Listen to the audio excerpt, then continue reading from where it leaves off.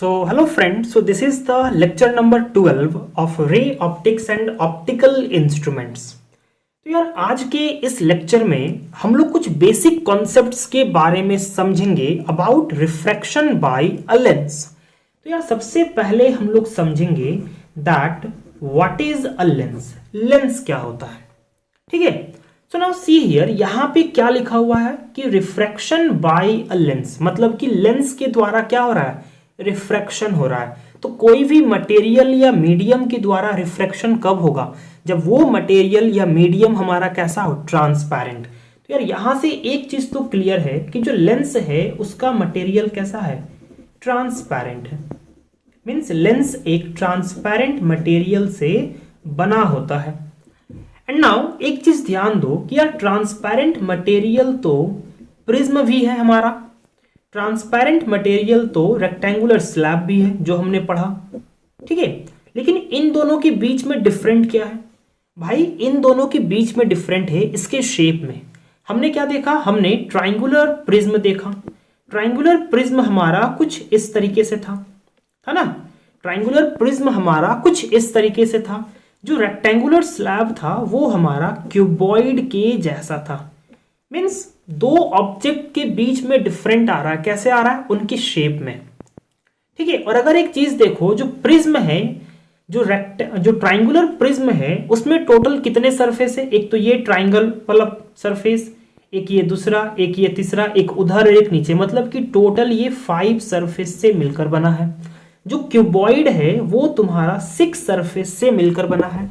तो भाई ये जो ट्रांसपेरेंट मटेरियल लेंस है वो भी तो कुछ सरफेस से मिलकर बना होगा। तो जो लेंस है वो तुम्हारा 2 सरफेस से मिलकर बना होता है, that is bounded by 2 surface, that is bounded by 2 surfaces. Okay, now एक चीज और ध्यान दो कि भाई प्रिज्म में हमने जो भी सरफेस यहां पे देखा वो सरफेसेस कैसा है, प्लेन सरफेस है। रेक्टेंगुलर स्लैब में ये जो भी सरफेसेस है वो सरफेसेस कैसे हैं, प्लेन सरफेस है। तो क्या लेंस में भी जो दोनों सरफेस होंगे क्या वो भी प्लेन होंगे या कुछ डिफरेंट होंगे। तो भाई लेंस में क्या होता है, लेंस क्या है, एक ट्रांसपेरेंट मटेरियल है जो 2 सरफेसेस से बाउंडेड होता है। तो यार उन दोनों सरफेस में एक सरफेस तुम्हारा क्या होगा, कर्व होगा। मतलब ये एकदम रिक्वायरमेंट है कि भाई 2 सरफेस में एक सरफेस तुम्हारा कर्व होना चाहिए, और जो अदर सरफेस है, मींस जो सेकेंड वाला सरफेस है, दैट मे बी कर्व्ड या फिर प्लेन सरफेस।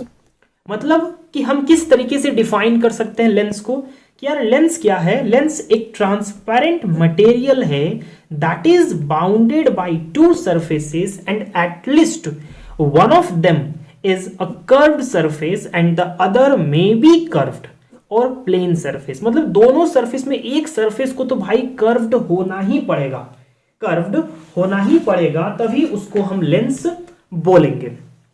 ओके, तो जैसे कि तुमने मैग्नीफाइंग ग्लासेस तुमने देखा होगा। ठीक है, मैग्नीफाइंग ग्लासेस तुमने देखा होगा। मैग्नीफाइंग ग्लासेस क्या होता है, उसको जब हम इन लेटर्स के ऊपर रखते हैं तो भाई ये लेटर्स वर्ड्स हमें क्या दिखता है, बड़ा दिखता है। तो भाई ये जो मैग्नीफाइंग ग्लास जिससे बना है उसको हम बोलते हैं लेंस। ठीक है, ये लेंस का ही कमाल है। जो दूरबीन हम लोग देखते हैं, बाइनोक्यूलर्स, उसमें जो ग्लासेस लगा हुआ रहता है ना भाई, वो लेंस ही है। और इसी लेंस के कमाल के वजह से हम लोग दूर की चीजों को सामने देख पाते हैं। जो मोबाइल में हमारे जो कैमराज है उसमें लेंस लगा हुआ रहता है, तो हम लोग दूर की चीजों को जूम करके देखते हैं, मतलब उस लेंस को हम लोग एडजस्ट करते हैं। ठीक है, तो देखो लेंस का मतलब कितना ज्यादा यूज, जो डीएसएलआर कैमरा आजकल यूज हो रहा है भाई, वहां पे भी लेंस लगा हुआ रहता है। तुमने सुना होगा कि जो डीएसएलआर कैमरा है वो ज्यादा इसलिए महंगा होता है बिकॉज ऑफ उसके लेंस के वजह से, कि उसका लेंस कितना महंगा है। मैंने तो ऐसा सुना है, इसलिए मैंने ऐसा तुमको सुना दिया। ठीक है, सो अभी हमने समझा कि यार लेंस क्या होता है, लेंस के हमने कुछ एग्जाम्पल्स को हमने देखा, इवन हमने लेंस के डेफिनेशन को भी हमने समझा। अब एक चीज समझो कि मैंने क्या बोला कि यार जो लेंस है वो कितने सरफेस से मिलकर बना होता है, 2 सरफेस से मिलकर। ठीक है, और दोनों सरफेस में एक सरफेस तो हमारा कर्व्ड होगा ही, मींस स्फेरिकल तो होगा ही, और जो दूसरा वाला है दैट मे बी कर्व्ड और प्लेन। तो नाउ याद करो कि यार कर्व्ड सरफेसेस में, मतलब कर्व्ड सरफेसेस में हमने अभी तक दो सरफेस के बारे में पढ़ा, that is convex surface and concave surface. तो देखो, तो लेंस कैसा कैसा हो सकता है, दो सरफेसेस से मिलकर बना होता है। मान लो अगर एक कॉन्वेक्स सरफेस है इधर और एक कॉन्वेक्स सरफेस इधर भी है, so this is a lens, ये एक लेंस है और इसको हम बोलते हैं बाई कॉन्वेक्स लेंस, और यू कैन से डबल कॉन्वेक्स लेंस। क्योंकि भाई जब तुम इस सरफेस को इधर से देखोगे तुम्हें ये क्या लगेगा, बाहर की तरफ निकला हुआ, इधर से भी देखोगे तो तुमको ये बाहर की तरफ निकला हुआ लगेगा। तो ये दोनों सरफेस कैसे हैं, कॉन्वेक्स सरफेस है, दो सरफेस से मिलकर बना हुआ है ये वाला material, and we call this a lens.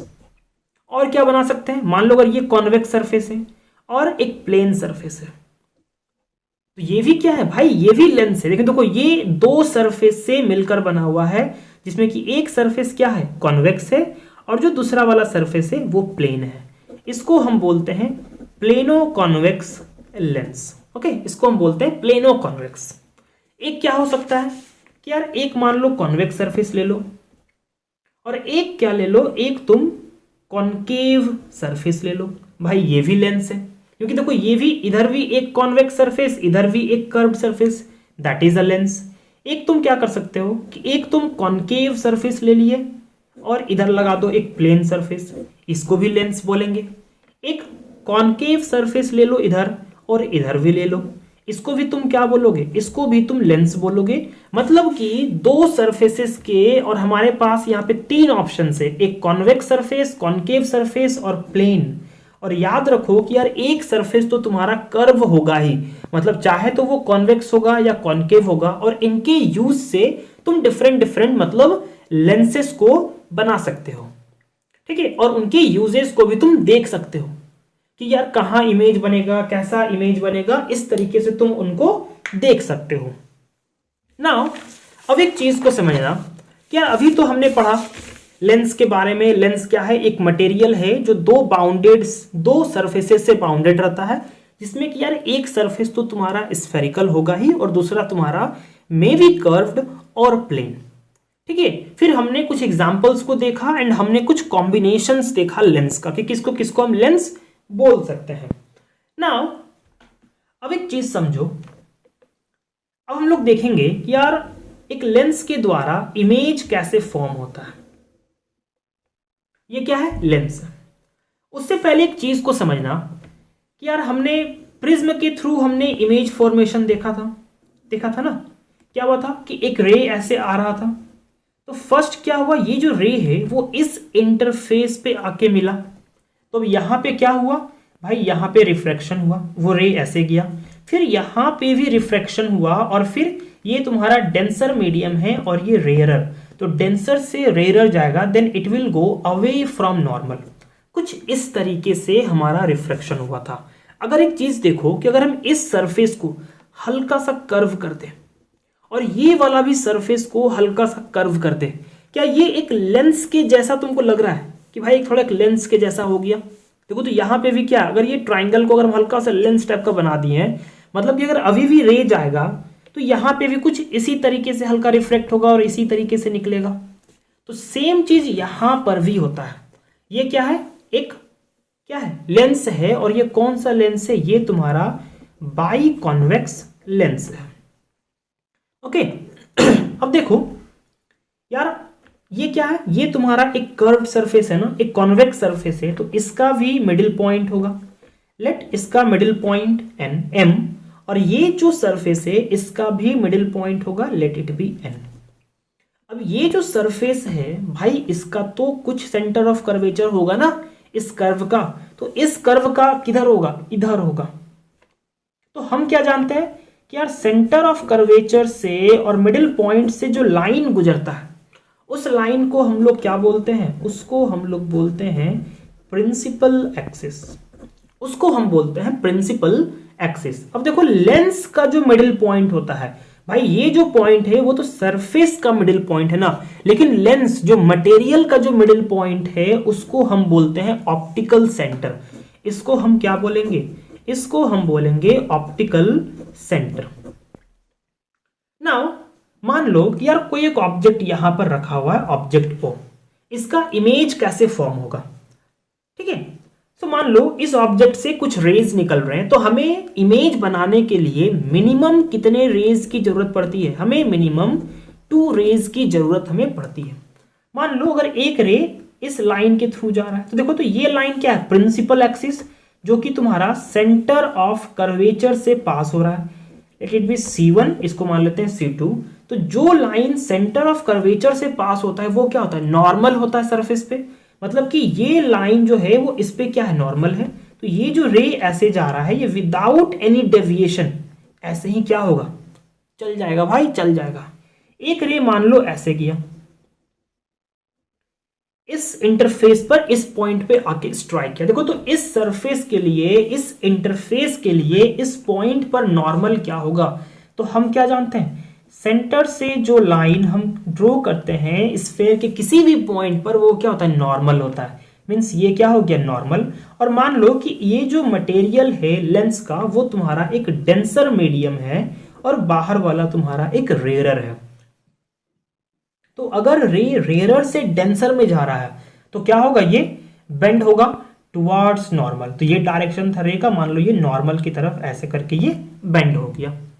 अब वो कहां पे स्ट्राइक किया? इसके सरफेस पर, इस पॉइंट पर। तो देखो तो इस पॉइंट पर अब नॉर्मल क्या होगा? इसके सेंटर ऑफ कर्वेचर से जो लाइन हम ड्रॉ करेंगे that will be the normal to this point at this interface. तो अब डेंसर से रेयरर जा रहा है, डेंसर से रेयरर जा रहा है, तो क्या होगा? Away from normal. ये हो गया रे का direction, then it will go away from normal. तो मान लो कि अगर इसी किसी एक पॉइंट पे क्या हो रहा है, उसका इमेज फॉर्म हो रहा है, या लेट इधर मान लेते हैं हम लोग कि यहां पे कहीं पे क्या हो रहा है? इस ऑब्जेक्ट का इमेज फॉर्म हो रहा है। तो भाई इस तरीके से क्या होता है? रिफ्रैक्शन होता है लेंस के थ्रू। जिस तरीके से प्रिज्म में होता है, रेक्टेंगुलर स्लैब में होता है कि जब कोई एक रे जाता है उसके पहले इंटरफेस पे क्या होता है? रिफ्रैक्शन होता है। फिर रे अंदर एंटर करता है, फिर दूसरे जगह पे रिफ्रैक्शन होता है, फिर रे निकलता है। प्रिज्म में भी वही हाल है भाई कि गया, पहले यहां पे रिफ्रैक्शन होगा, फिर अंदर में सीधा गया, फिर यहां पे रिफ्रैक्शन होगा। तो भाई लेंस क्या कुछ अलग है क्या? नहीं भाई, लेंस भी वही चीज है कि पहले यहां जाएगा, यहां पे पहले रिफ्रैक्शन होगा, जो लॉज ऑफ रिफ्लेक्शन है, जो रूल्स है रिफ्लेक्शन के, उस रूल्स के मुताबिक वहां पे रिफ्लेक्ट होगा, फिर यहां पे रिफ्लेक्ट होगा, फिर वो चला जाएगा। ठीक है, तो इस तरीके से क्या होता है? इमेज का फॉर्मेशन होता है। ठीक है, नाउ अब यहां पे हम लोग समझेंगे फोकस के बारे में कि यार फोकस क्या होता है। तो भाई फोकस का बेसिक डेफिनेशन क्या है कि जब पैरेलल रेज जाते हैं और अगर वो पैरेलल रेज कन्वर्ज होकर किसी एक पॉइंट से पास होते हैं, मतलब आफ्टर रिफ्लेक्शन या रिफ्रैक्शन, तो उस पॉइंट को हम लोग बोल देते हैं फोकस। तो भाई लेंस के केस में भी क्या होगा कि अगर मान लो तुम्हारे पास एक बाई कॉन्वेक्स लेंस है या कोई भी एक लेंस है, let it the principal axis, this is the optical centre. मान लो कि पैरेलल रेज ऐसे से पड़ा, ठीक है, पैरेलल रेज ऐसे गया, हाँ भाई गया गया गया गया, और ये जो रेज है क्या हुआ? कुछ इस पॉइंट के थ्रू ये सारे रेज क्या हुआ? पास हो गया। तो ये जो पॉइंट है, जिस पॉइंट के थ्रू पास हुआ, उस पॉइंट को हम लोग बोलते हैं focus. Let represent it with F, और ये क्या है? तुम्हारा ऑप्टिकल सेंटर। ठीक है, अब देखो भाई अगर रेज, ये तो क्या है? एक ट्रांसपेरेंट मटेरियल है, मतलब कि रेज तुम्हारे इधर से भी जाएंगे तब भी वो इधर रिफ्लेक्ट हो सकते हैं, या अगर रेज इधर से आ रहे हैं तब भी वो इस साइड की तरफ रिफ्लेक्ट हो सकता है। मतलब कि पैरेलल रेज तो दोनों तरफ से जा सकते हैं ना, इधर से भी जा सकता है, इधर से भी, और दोनों का रिफ्लेक्शन होगा क्योंकि ये रिफ्रैक्टिंग मीडियम है। तो मतलब कि अगर फोकस इधर भी है तो भाई कहीं ना कहीं फोकस इधर भी होगा। मतलब कि लेंस में हम क्या देख रहे हैं? लेंस में हम लोग देख रहे हैं दो फोकस, 2 फोकस देख रहे हैं। तो हम इसको बोलेंगे फोकस 1 और इसको हम बोलेंगे फोकस 2, इसको हम बोलेंगे फोकस 1, इसको हम बोलेंगे फोकस 2। ठीक है, अब देखो हम क्या जानते हैं, फोकस से लेकर मिरर के केस में, ये मान लो अगर एक कॉनकेव मिरर है तो हम क्या जानते थे, फोकस से लेकर पोल के बीच के डिस्टेंस को हम लोग क्या बोलते हैं, फोकल लेंथ। और लेंस के केस में क्या होता है, ऑप्टिकल सेंटर से लेकर फोकस तक के डिस्टेंस को हम लोग बोलते हैं फोकल लेंथ। सो फोकल लेंथ हम लोग किसको बोलते हैं, लेंस के केस में ऑप्टिकल सेंटर से लेकर फोकस तक का जो डिस्टेंस है उसको भाई हम बोलते हैं, ठीक है, उसको हम लोग बोलते हैं फोकल लेंथ, उसको हम लोग बोलते हैं फोकल लेंथ।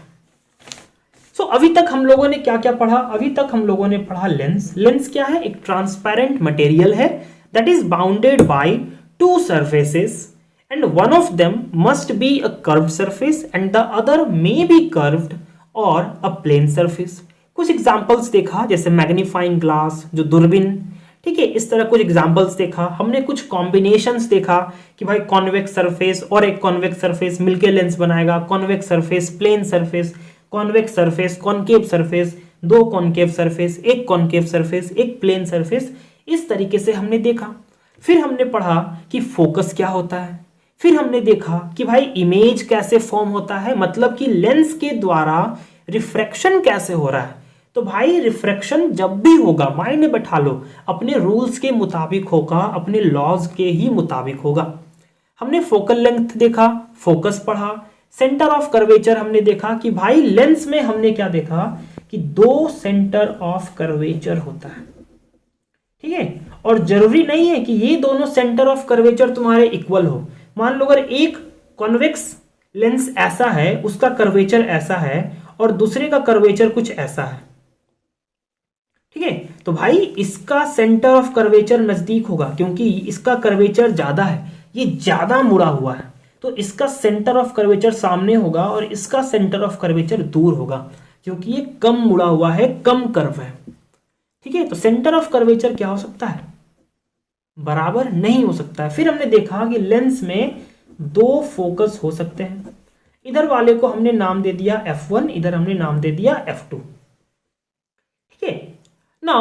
अब एक चीज समझो कि यार मिरर के केस में, जो हम लोग स्फेरिकल मिरर्स पढ़े थे, मिरर के केस में हमने एक रिलेशन देखा था। हमने क्या रिलेशन देखा था कि यार इसको हम बोलते हैं रेडियस ऑफ कर्वेचर और इसको हम बोलते हैं फोकल लेंथ। हमने देखा था कि जो रेडियस ऑफ कर्वेचर है that is equals to 2f, मतलब कि radius of curvature is double of focal length in case of spherical mirror. तो क्या ये चीज लेंस में भी अप्लाई होता है कि क्या लेंस में भी जो रेडियस ऑफ कर्वेचर है वो डबल है फोकल लेंथ के? तो भाई सबसे पहला चीज कि लेंस में दो रेडियस ऑफ कर्वेचर होते हैं। लेंस में हम क्या देख रहे हैं, दो रेडियस ऑफ कर्वेचर होते हैं, और ये दो रेडियस ऑफ कर्वेचर इक्वल भी हो सकते हैं और अनइक्वल भी हो सकते हैं, क्योंकि ये उनके कर्वेचर पे डिपेंड कर रहा है। ये उनके कर्वेचर पे डिपेंड कर रहा है कि ये कर्वेचर और ये कर्वेचर सेम है या डिफरेंट है। अगर ये दोनों कर्वेचर सेम है तब तो दोनों का रेडियस ऑफ कर्वेचर सेम होगा, और अगर डिफरेंट है तो रेडियस ऑफ कर्वेचर भी डिफरेंट होगा। तो यहां तो सबसे पहला चीज हमें कॉम्प्लिकेशंस दिख रहा है, मतलब हमें ऐसा तो दिख रहा है भाई कि अगर फोकल लेंथ, चलो मान लेते हैं रेडियस ऑफ कर्वेचर पे डिपेंड करेगा, तो भाई वो दोनों के रेडियस ऑफ कर्वेचर पे डिपेंड करेगा, ठीक है, दोनों के रेडियस ऑफ कर्वेचर पे डिपेंड करेगा। दूसरा चीज कि यार फोकस क्या होता है, फोकस क्या होता है भाई, क्या होता है, जहां पे पैरेलल रेज को किसी एक पॉइंट पे लाके कन्वर्ज किया जाता है। मतलब कि कोई भी लेंस इस रे को कितना बेंड करेगा। मान लो कि एक लेंस ऐसा है, ये एक रे को क्या किया, इतना बेंड किया। अब मान के चलो कि ये एक दूसरा लेंस है, इसने एक रे को क्या किया, यहीं पे बेंड कर दिया। ये एक तीसरा लेंस है, ठीक है, मान के चलो ये तीसरा लेंस है, ये तीसरा रे है, इसने कुछ ऐसे बेंड किया और कुछ ने ऐसे बेंड कर दिया। तो भाई हो सकता है ना, और ये कैसे पॉसिबल है? लेंस क्या है? एक मीडियम है, एक ट्रांसपेरेंट मीडियम है, और हर मीडियम का रिफ्रैक्टिव इंडेक्स क्या होता है? अलग होता है ना यार। अब इस लेंस का रिफ्रैक्टिव इंडेक्स क्या है, क्या हम बता सकते हैं? नहीं बता सकते हैं कि ये लेंस इसको कितना बेंड करेगा। अब इसका रेडियस ऑफ कर्वेचर को मारो गोली, पहला चीज, और ध्यान दो इसके रिफ्रैक्टिव इंडेक्स पर कि भाई किसी भी लेंस का रिफ्रैक्टिव इंडेक्स क्या है, तब तो वो उसको कुछ बेंड करेगा। अगर थोड़ा सा ज्यादा है रिफ्रैक्टिव इंडेक्स तो भाई सारे रेस को वो हल्का ही बेंड करेगा, हल्का ही बेंड करेगा, ठीक है, हल्का ही बेंड करेगा। दूसरा चीज कि अगर इसका रिफ्रैक्टिव इंडेक्स ज्यादा है तो ये ज्यादा बेंड करेगा। मतलब कि फोकस जो है वो तुम्हारा रिफ्रैक्टिव इंडेक्स पर भी डिपेंड कर रहा है। फोकस जो है वो तुम्हारा रिफ्रैक्टिव, मान लो अगर जो रिफ्रैक्टिव इंडेक्स है वो बहुत ज्यादा है तो ऐसे इधर बेंड कर दिया, इसको भी यहीं बेंड कर दिया, इसको भी यहीं बेंड कर दिया, इसको भी यहीं बेंड कर दिया, तो फोकस तुम्हारा यहीं पे हो जाएगा। अगर तुम्हारा रिफ्रैक्टिव इंडेक्स बहुत मतलब हल्का ज्यादा है तो वो हल्का इधर बेंड किया, फिर इतना दूर में बेंड किया, इधर बेंड किया, तो इसका मतलब क्या कि भाई हम कह सकते हैं कि जो फोकल लेंथ है वो तुम्हारा रिफ्रैक्टिव इंडेक्स पर भी डिपेंड कर रहा है। रिफ्रैक्टिव इंडेक्स पर भी क्या कर रहा है, वो उस पर डिपेंड कर रहा है। और दूसरा चीज कि भाई वो तुम्हारा रेडियस ऑफ कर्वेचर्स पर भी डिपेंड कर रहा है, मतलब कि R1 एंड R2 पर भी डिपेंड कर रहा है, और तुम्हारा किस पे, refractive index of the material पे भी डिपेंड कर रहा है। ठीक है, तो इसलिए हम ये नहीं कह सकते हैं कि यार लेंस के भी केस में कि F is equals to R/2, ऐसा नहीं। अगर तुम्हारा ये दोनों बराबर भी हो जाएगा ना, R1 और R2 दोनों बराबर हो जाएगा, तब भी ये नहीं होगा। और इस चीज को हम लोग देखेंगे जब हम लोग पढ़ेंगे लेंस मेकर्स फॉर्मूला, तब वहां पे हम लोग देखेंगे कि कैसे फोकल लेंथ का रिलेशन निकल रहा है in between R1 R2 and the refractive index, और किस केस में ये फोकल लेंथ R/2 होगा, ये भी चीज हम लोग देखेंगे। किस में देखेंगे हम लोग? Lens makers formula. देखो तो क्या ये वर्ड है भाई, लेंस मेकर्स फॉर्मूला, मतलब लेंस को बनाने वाला फॉर्मूला। तो भाई इसी फॉर्मूला को हम लोग यूज करके लेंस बनाते हैं। तो भाई इतना तो माइंड में घुसा लो कि ये जो फॉर्मूला है वो एक इंपॉर्टेंट फॉर्मूला है। ठीक है, तो इसका डेरिवेशन भी अच्छे से समझना एंड इसके क्वेश्चंस को भी अच्छे से लगाना। तो ये रहा कुछ बेसिक बातें कि व्हाट इज अ लेंस, कुछ एग्जांपल्स ऑफ द लेंस, कुछ कॉम्बिनेशंस ऑफ लेंस, क्या क्या कॉम्बिनेशंस हो सकता है, हाउ इमेज इज फॉर्म्ड, और you can say how refraction takes place through a lens. फिर हमने पढ़ा फोकस क्या होता है इन अ लेंस। फोकस किन किन चीजों पे डिपेंड करता है, मतलब कि जो फोकल लेंथ है या फोकस है वो किन किन चीजों पे डिपेंड करता है। भाई वो रेडियस ऑफ कर्वेचर या फिर कहो लेंस के कर्वेचर पे डिपेंड करता है कि भाई हल्का मुड़ा है कि ज्यादा मुड़ा है। दूसरा चीज वो उसके रिफ्रैक्टिव इंडेक्स पर भी डिपेंड करता है। ठीक है, एंड तो इतना तक हमने पढ़ा। सो कुछ ये बेसिक कॉन्सेप्ट्स था। इवन हमने ऑप्टिकल सेंटर के बारे में पढ़ा, व्हाट इज ऑप्टिकल सेंटर। हमने देखा कि इसमें 2 रेडियस ऑफ कर्वेचर होता है, 2 फोकस होता है, ये सब हमने पढ़ा। सो आज के लिए इतना ही। अब हम लोग कल देखेंगे इस मेन फॉर्मूला का, हम लोग देखेंगे डेरिवेशन और कुछ समझेंगे। ठीक है, सो आज के लिए इतना ही। अगर क्लास आपको अच्छा लगा हो then must share and channel बने रहो। So thank you so much.